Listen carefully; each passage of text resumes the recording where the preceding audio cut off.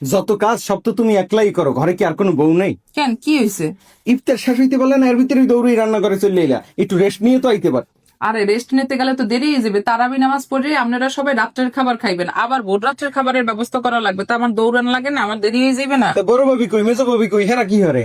আচ্ছা, বড় ভাবি চাকরি করে, হে সকালবেলা 10টার সময় বাইরে, আবার বিকেল বেলা 4টের সময়। হ্যাঁ, পরে হ্যাঁ একটু রেস্ট লাগে না? আমি তো বেকার মানুষ, সারাদিন তোমার বেকার কইছে কেটা? তুমি তো 24 ঘন্টার এক চাকরিজীবী। তুমি সকাল 6টায় ওঠো, রাত্র 12টা পর্যন্ত সমানেই চলতে তাও। মেজো ভাবি কই? মেজো ভাবি করে কি? এ তো আর কোনো চাকরি বাকরি করে না।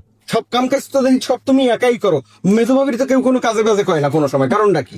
শোনেন, একটা কথা কই, যার স্বামীর পকেট যত গরম, হ্যাঁ বললোকে সবাই আচারের মতো নরম করে। মেজু ভাইয়ের যে কাজে কই বেরম সাহস কেউ আছে? মেজু ভাই জানে কত বড় ব্যবসা করে। আমি একটা কথা কই শোনেন, আমার স্বামীর ইনকাম যেমন, আমার এই মানুষও কদরও করে হিরম।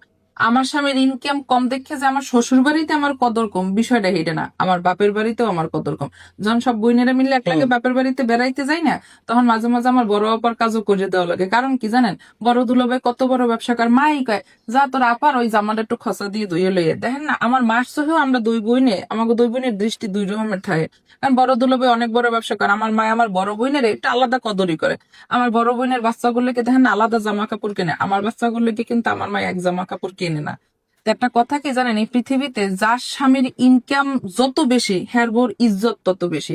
আর আমার স্বামীর ইনকাম কম দেখে যে আমার শ্বশুর বাড়িতে কদর কম, বিষয়টা এরকম না, আমার বাপের বাড়িতে আমার কদর কম।